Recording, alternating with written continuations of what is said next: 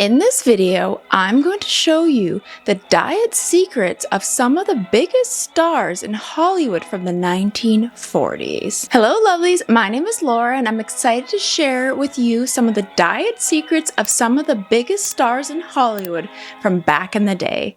These ladies were absolutely stunning and had amazing figures even without all the modern day technology and diets that we have today. So stay tuned because I'm about to reveal their secrets. Thank you Siga for sponsoring this post. Siga Design Watch Series R is a Denmark rose watch.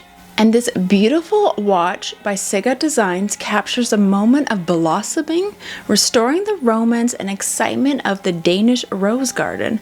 Modern women blossom with ease and confidence. The intended Danish rose design connotates the Danish rose. The layered petal case symbolizes multifold good fortune, unique shape, and exquisite craftsmanship.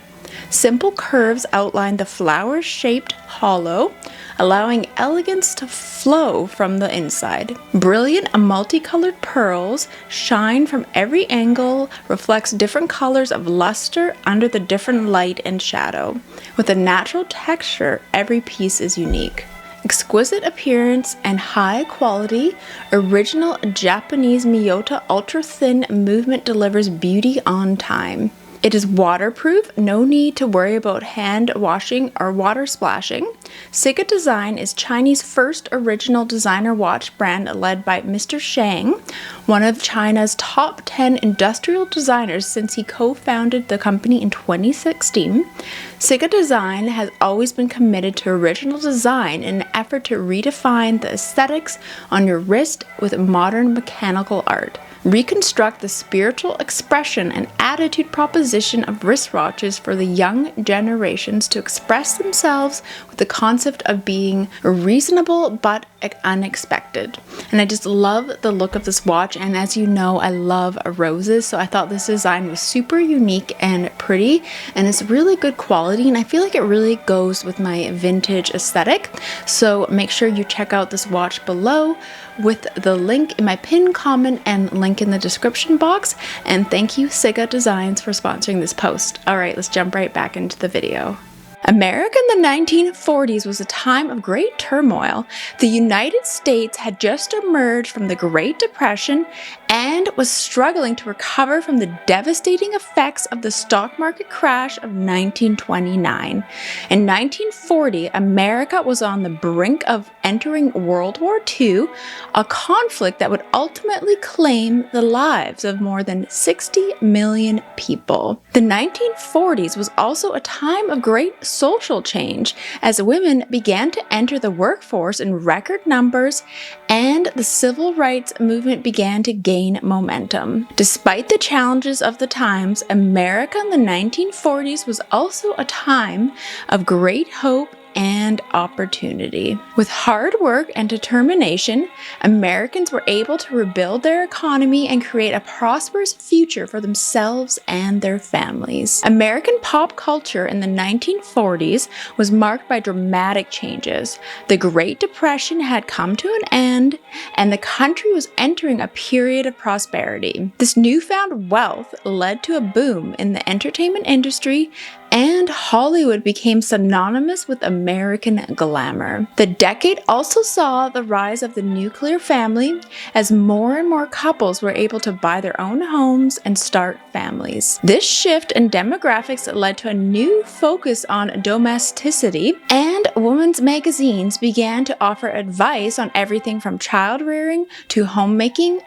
Meanwhile, the Second World War was raging overseas, and Americans were united in their support for the troops. Patriotic songs and movies were popular, and people were eager for any news about the war effort. In many ways, American pop culture in the 1940s was defined by hope and optimism. Hollywood in the 1940s, America was a time when the studio system ruled supreme. Studios controlled every aspect of the stars' lives, from the roles they played to the clothes they wore. Stars were expected to conform to a strict moral code, and their private lives were often kept under close scrutiny. This all changed with the arrival of the blockbuster film Gone with the Wind. The film's success signaled a new era in Hollywood, one in which stars began to exert more control over their careers. This newfound freedom led to a period of creativity and experimentation as artists pushed the boundaries of what was possible on screen. Old Hollywood may have been controlled and rigid, but it also gave birth to some of the most iconic films in history. 1940s Hollywood was a golden age for movie stars. Glamorous actresses graced the big screen, and the public couldn't get enough of them. Some of the most popular old Hollywood female movie stars of the 1940s include Rita Hayworth, Veronica Lake, and Lauren Bacall.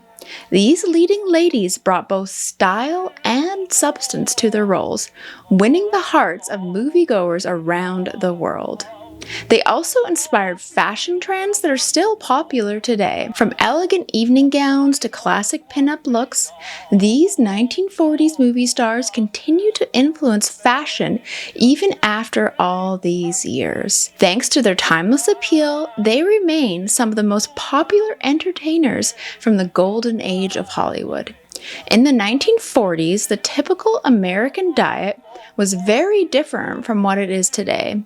For one thing, people tended to eat way more homemade meals and fewer processed foods. This meant that meals were often heavy on meat, potatoes, and other starchy vegetables. Breakfast might consist of eggs and bacon, while lunch and dinner might include a roast with mashed potatoes. In addition, people generally consumed more dairy products and fat than they do now. Butter was used liberally on bread and in cooking, and milk was often drunk with meals. As a result, the 1940s American diet was high in calories and fat. While this diet may have been adequate for people who had physically demanding jobs, it would be considered unhealthy today in some aspects. 1940s America was a time of rationing and deprivation, but it was also a time when junk food began to take hold on the nation's collective consciousness. Companies like Hostess and Frito-Lay introduced new snacks that were designed to be cheap, convenient, and addictive. And they succeeded.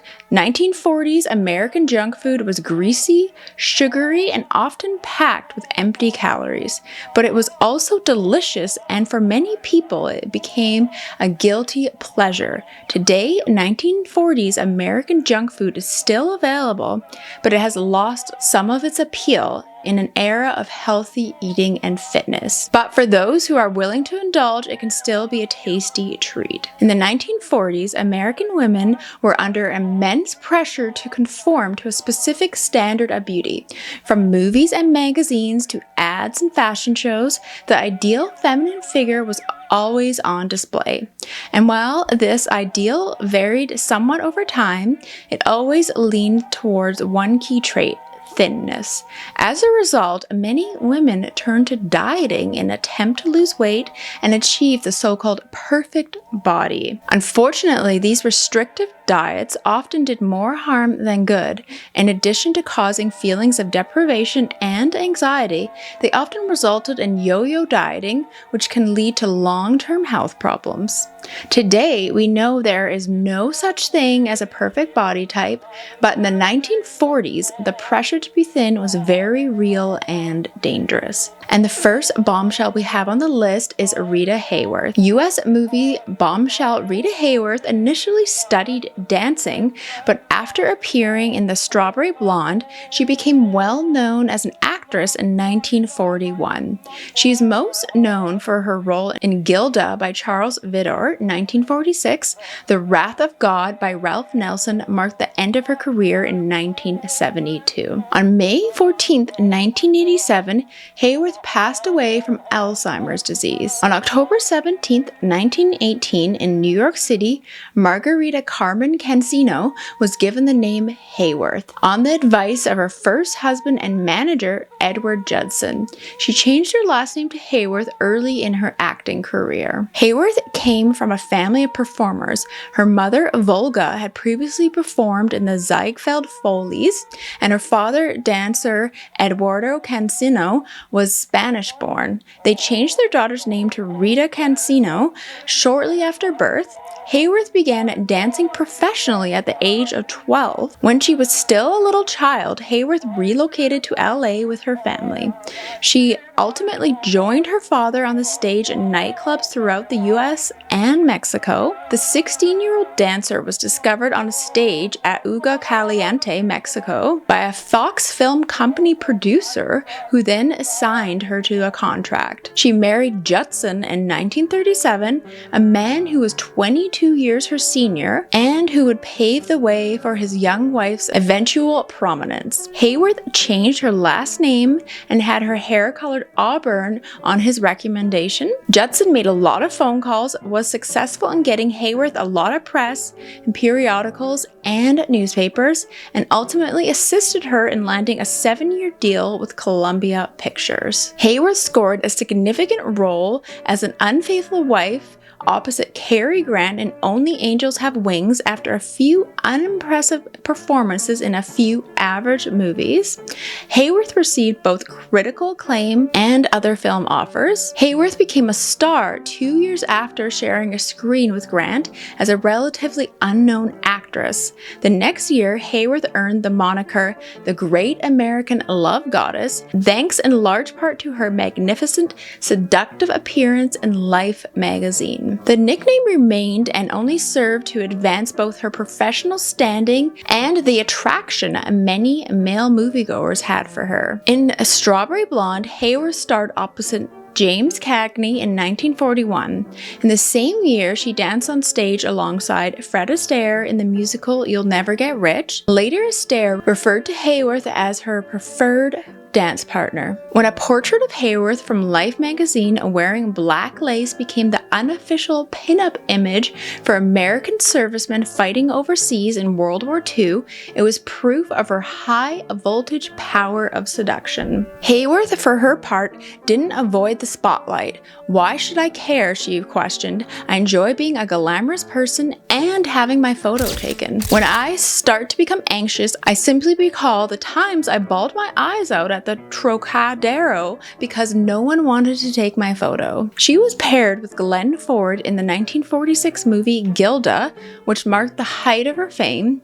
A favorite of lovers of film noir, the movie was loaded with sexual innuendo and featured a contentious, by today's standards, mild striptease by Hayworth. Her acting career suffered as a result of the stress in her personal life. Periodic film opportunities did come her way, but they fell short of the star power and magic of her earlier work. Hayworth was featured in more than 40 movies in all, the most recent of which was The Wrath of God in 1972. She made a flimsy attempt at a career on the stage in 1971, but it was swiftly abandoned when it became clear that Hayworth couldn't learn her lines. Hayworth's declining acting abilities were largely attributed to what many thought to be a serious alcohol problem. In January 1976, when the actress was hauled off an aircraft and looked untidy and out of sorts, her deteriorating condition made headlines. A California court appointed an administrator to handle Hayworth's affairs the same year, citing her problems with alcohol. Alcohol was not the only thing wrecking her life, though.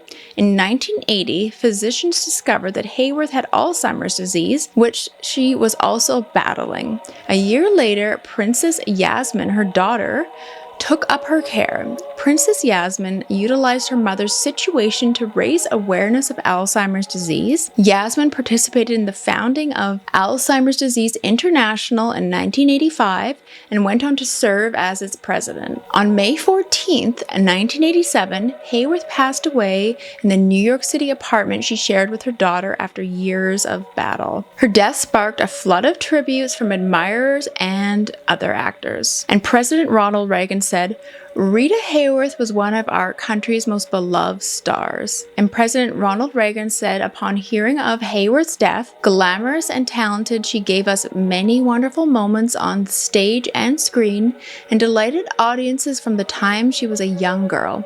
Nancy and I are saddened by Rita's death. She was a friend whom we will miss." Rita Hayworth was one of the most glamorous stars of the 1940s, and her diet was just as glamorous as her lifestyle. Rita's typical day would start with breakfast of orange juice, eggs, and toast, followed by a light lunch of soup or salad. For dinner, Rita would typically have a steak or chicken with vegetables, and she would finish her meal with a glass of red wine.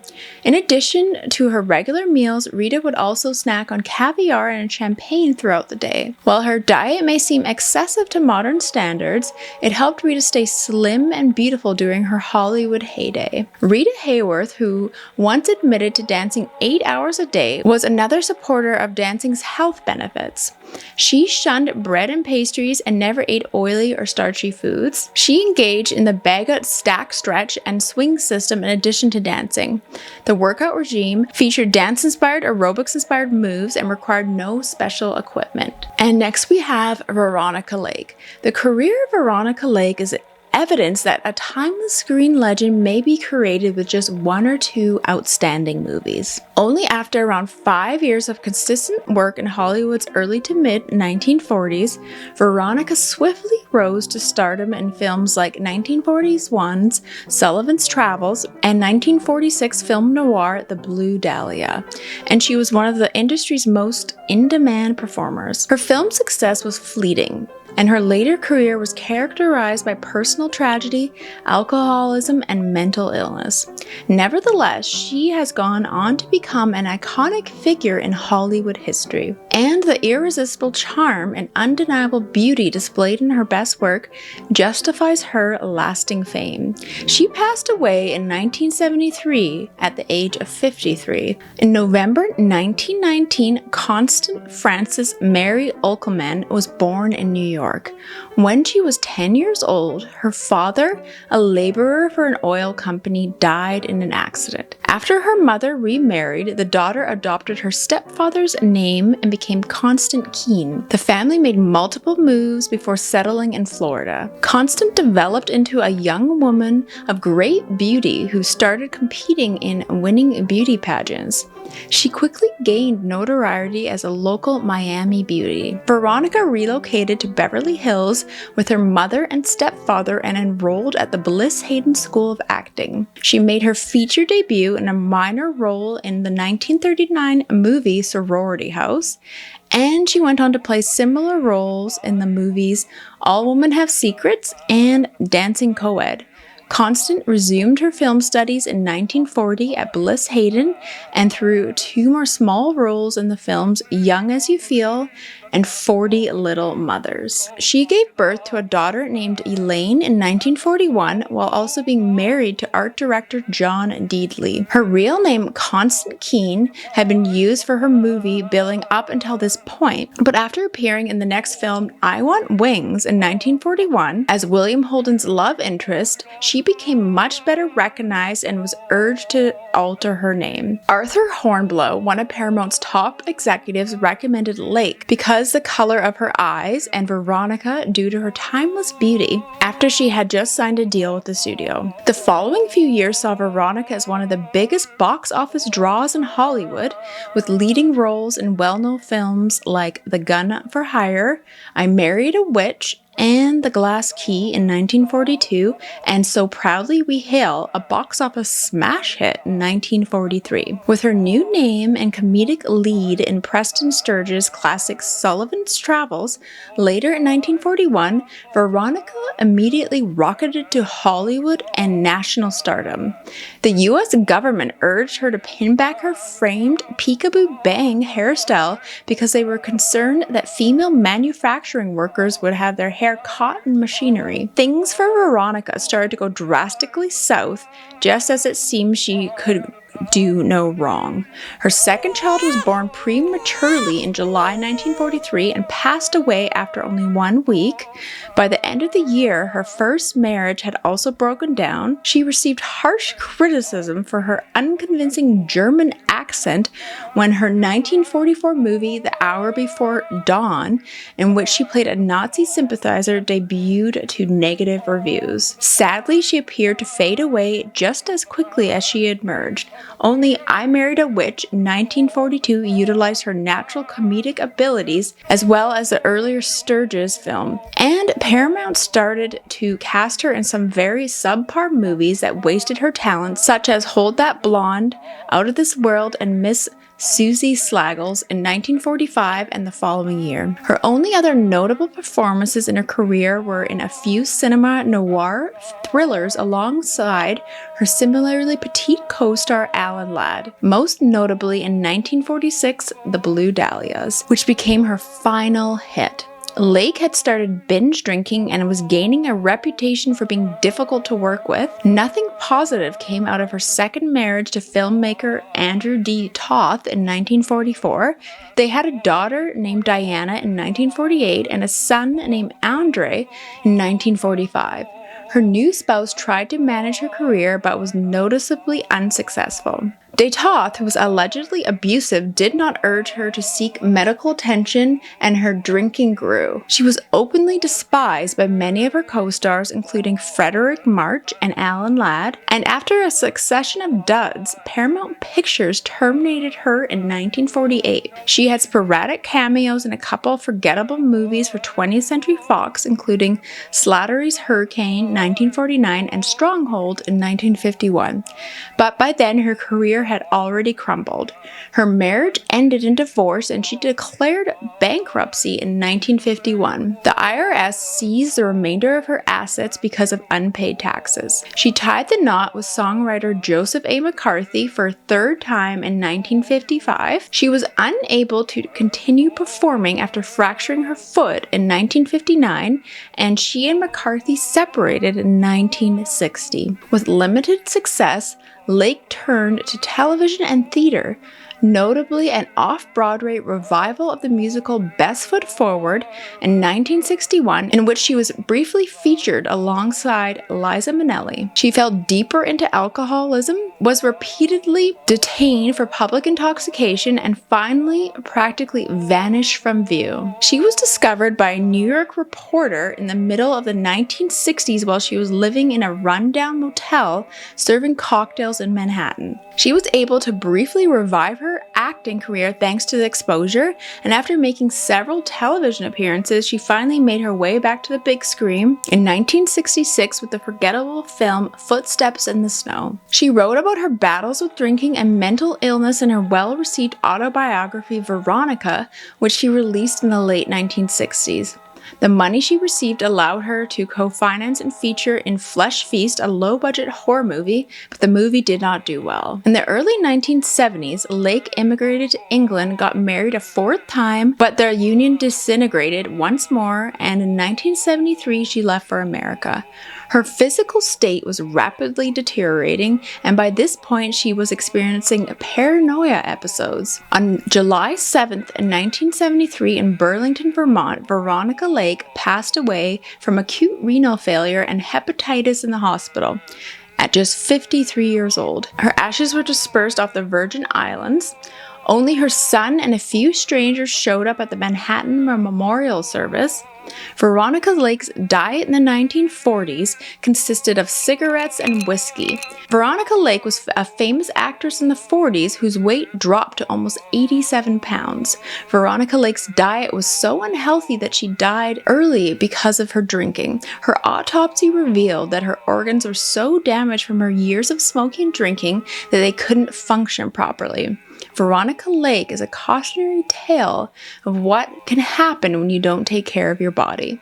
So whether you're trying to lose weight or just live a healthier lifestyle, be sure to eat right and exercise regularly. Otherwise, you could end up like Veronica Lake, and it's so unfortunate what happened to her. And I also found some vintage ads of Veronica Lake promoting a diet candy called AIDS Vitamin Candy. And Veronica Lake was the face of AIDS Vitamin Candy in the early 1940s. The company marketed the candy as a way to maintain energy and health, and Lake's sultry image helped to make it a popular choice among consumers. AIDS, the Carlay company, initially produced candy, an appetite suppressant candy that has since been discontinued. The candy saw great sales in the 1970s and even in the early 80s. AIDS was initially offered in the flavor of chocolate, chocolate mint, butterscotch caramel, and later peanut butter. A later version of the packaging referred to the product as appetite suppression candy, but the original packaging described it as AIDS reducing plan vitamin and mineral candy. Initially, the active ingredient in the candy was benzocaine, probably to dull the sensation of taste and discourage eating. And yeah, that sounded pretty unhealthy in my opinion. Due to the name's phonetic closeness to the disease AIDS, and the fact that AIDS patients experienced significant weight loss, the brand became well known by the middle of the 1980s when the general public became aware of the illness. Sales at first were not negatively impacted. In fact, according to the president of the firm that produced it, sales had increased as a result of the relationship, according to an interview conducted in September 1985. Another manufacturer official was quoted in the early years of 1986 as saying, "The item has been in existence for 45 years. Let the illness adopt a new name." The Chicago-based Carlay company unveiled the item. Apparently initially used in commerce in 1937, a U.S. trademark was registered in 1947.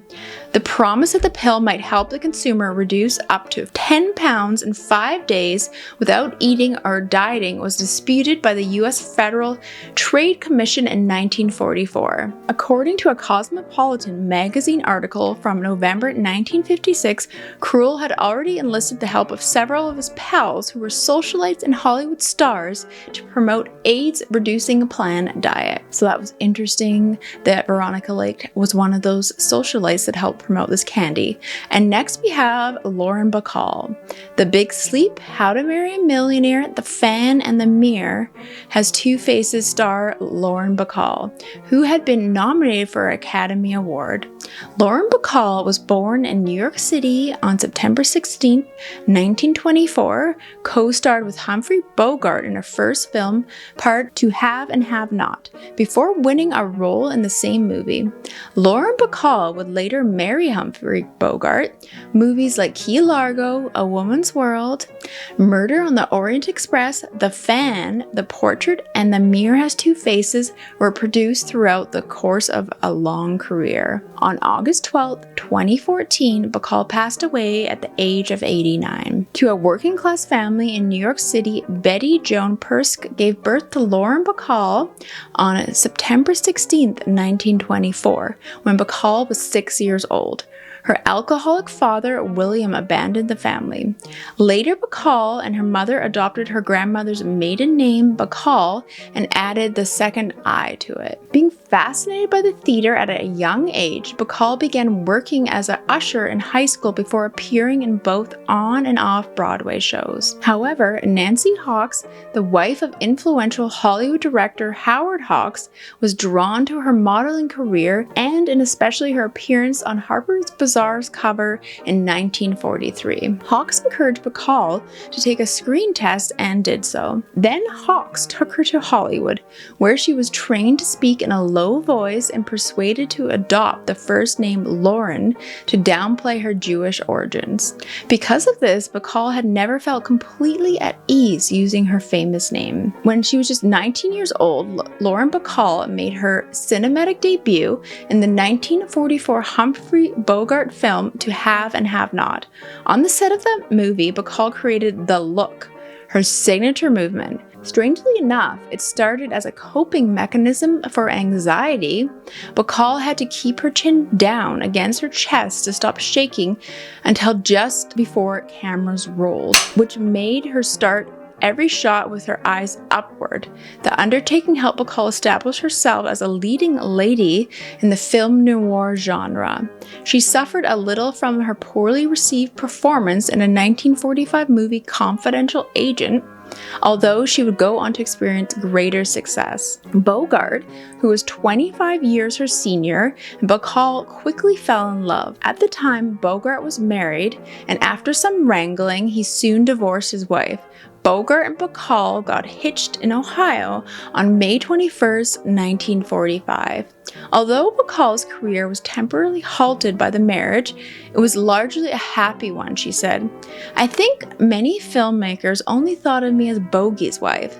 That doesn't make for a successful career, and I most definitely didn't struggle for one. So I suppose you have wins and losses. It was a decision." Lauren Bacall appeared in very few movies when she was married to Humphrey Bogart. The couple had 2 kids together, Stefan and Leslie, and appeared in 3 additional films together: The Big Sleep, 1946, Dark Passage, 1947, and Key Largo, 1948. Additionally, Bacall, in the age of Hollywood, Bacall was still active and generally in good health well into her 80s. Time did not dim her intellect or her tongue. She revealed to Vanity Fair, "Anyone with a brain, in my opinion, cannot truly be happy. What exactly is cause for celebration? I would say that I had a good childhood, but I wasn't really happy because I was only a child and wasn't a part of a whole family. What we in America consider the ideal family, a father and a mother and a child, which is obviously a big crock. We know even though I had the most perfect family anyone could ask for and everyone on my mother's side." Lauren Bacall was one of the most glamorous movie stars of the 40s. She was known for her sultry voice, smoldering gaze, and flawless figure. So what was her secret? Lauren credited her slim physique to the Bacall diet, which she often spoke about in interviews. The diet was basically a high-protein, low-carb approach that helped Lauren maintain her weight and energy levels throughout the day. Lauren would start her day with a protein-rich breakfast, such as eggs or bacon, and then have a light lunch of chicken or fish. For dinner, she would usually have a steak or lamb chops, accompanied by a green vegetable. This simple yet effective diet helped Lauren to stay in shape during her Hollywood heyday. In the 1940s, Hollywood was a place to be if you were looking to be in the film industry. The starlets of the silver screen were known for their beauty, and they had to maintain a certain look to keep their jobs. This meant following a strict diet routine that was designed to keep them looking thin and flawless. Thankfully, we've come a long way since then, and now actresses are able to embrace their natural bodies. However, it's interesting to look back at how far we've come and how different Hollywood diets were in the 1940s. So thanks for watching, and don't forget to check out my other vintage diet videos. See you soon. Bye.